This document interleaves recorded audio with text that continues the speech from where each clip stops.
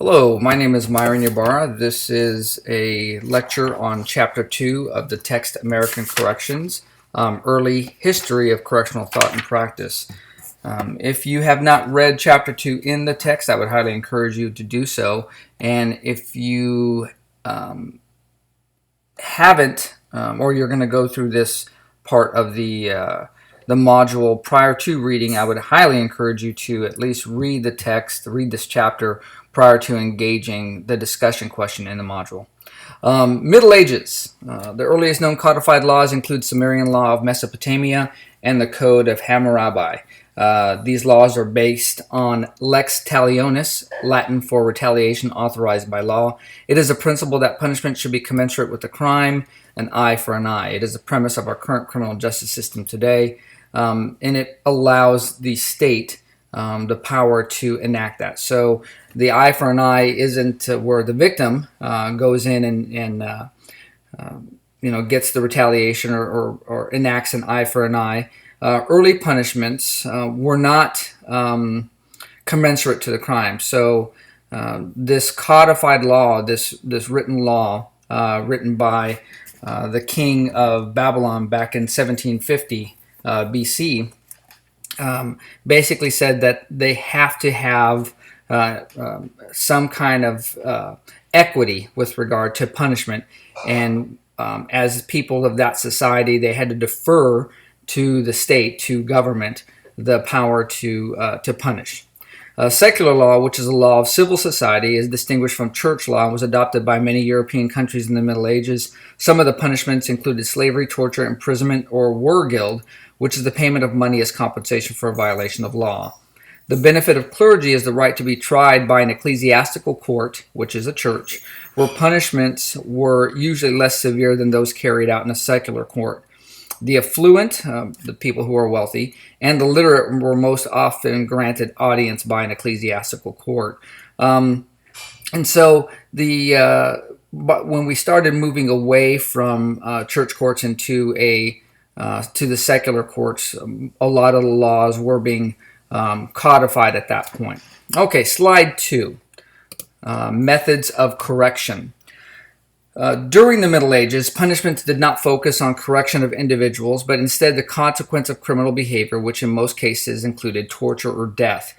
Torture ranged from being boiled alive, burned internally, being flayed alive, hanged, drawn, and quartered or racked, which almost always resulted in death. More merciful death sentences include beheading with a sword or an axe.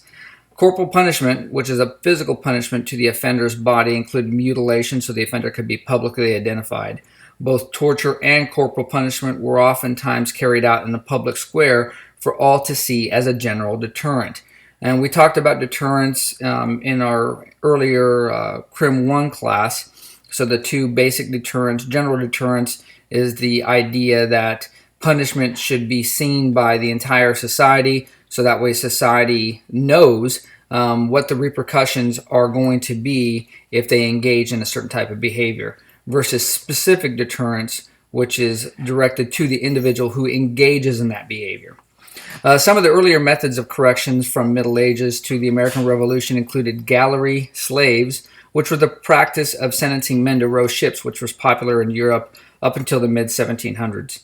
And transportation, which is the practice of transporting convicted felons of crimes from one community to another, gained popularity with the discovery of the New World and the lack of space in penal colonies. Space was at a premium, so abandoned ships called hulks were used to address prison overcrowding. You will likely see this information in your quiz.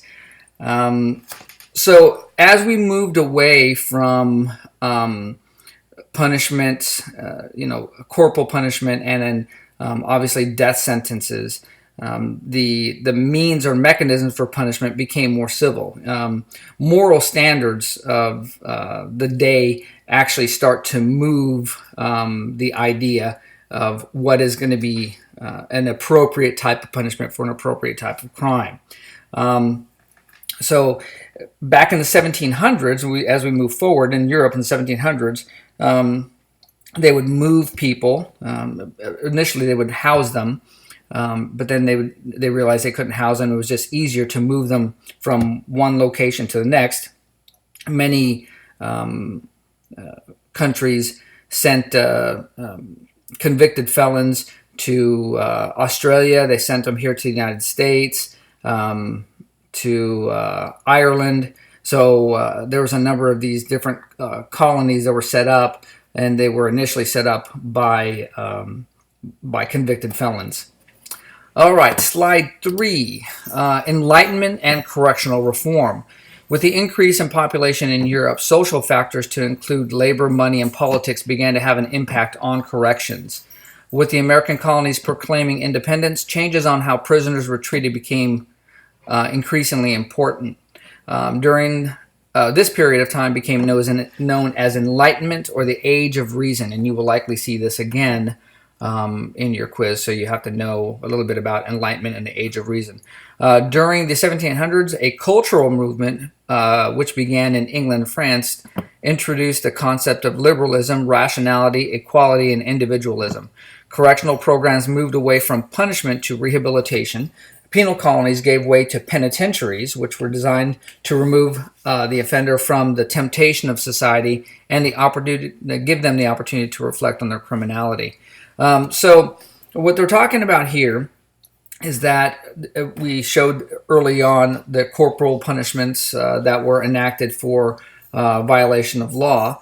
But as our society's moral standards started to change, that movement, that cultural movement, or the Age of Reason, introduced these new concepts. And as opposed to believing that people were not redeemable, the new ideas were that they were redeemable. Many of these ideas actually came from the Quaker religious ideology, and the idea that we segregate them or separate them from the community and engage them in essentially a penance where they reflect on their criminality was the new way to address or to deal with some of these criminals and their criminal behavior.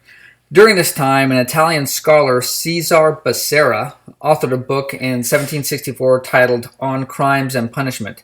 This book proclaimed the only true reason for punishment is the safety it affords society in preventing crime. This was the advent of classical criminology, and you'll need to know more about this information when you, as you go forward, because you will likely see this again on a quiz or exam. Classical criminology, slide 4, classical criminology and utilitarianism.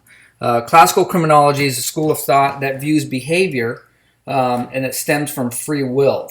It demands responsibility and accountability of all perpetrators and stresses the need for punishment severe enough to deter others, general deterrence. And in some cases, some of the principles include social action must be the utilitarian concept of the greatest good for the greatest number of people. Crime is an injury to society, and its measure is based on the extent of the injury, and the prevention of crime is more important than punishment, and laws must be codified so citizens understand and support them. The purpose of punishment is criminal deterrence and not social revenge. Torture must be abolished. People have the right to humane treatment. Imprisonment should be more widely employed in prison population and should be classified by age, sex, and degree of criminality. And the concept of utilitarianism, discovered by Jeremy Bentham, and you will see him again. He was an English reformer that had the aim that all actions should be the balance between pleasure over pain. It was a belief that punishment inflicted on a person convicted of a crime must achieve enough good to outweigh the pain inflicted. So a lot of these ideas sprung from the Age of Enlightenment, that Enlightenment age or the Age of Reason. And some of when they were talking about up at the top of the slide, general deterrence, the principle of general deterrence to deter others, and then specific deterrence that would deter potential future criminal behavior of the individual who's being punished. So some of the ideas were that punishment should be for the good of society. Basically protection of society, and it wasn't, the aim wasn't to cause any type of undue suffering to the individual. Prevention of the crime was more important than punishment, and the laws had to be codified, which means they had to be written down so everyone understands them, and not just written down and where they can be understood, but so that they would also understand the repercussions of engaging in that criminal behavior. So we do that today. If you take a look at a penal code, you crack a penal code open, you'll see, for instance, PC 187A, attempted murder. You'll see what the definition is, what the concept of the crime, what parts of the crime need to be, the parts of the activity that need to be included in that crime to be considered attempted murder, and then what the consequences of that crime are. And then the concept of utilitarianism was the idea that we could change people or change behaviors if that we engage in a punishment that was more severe than the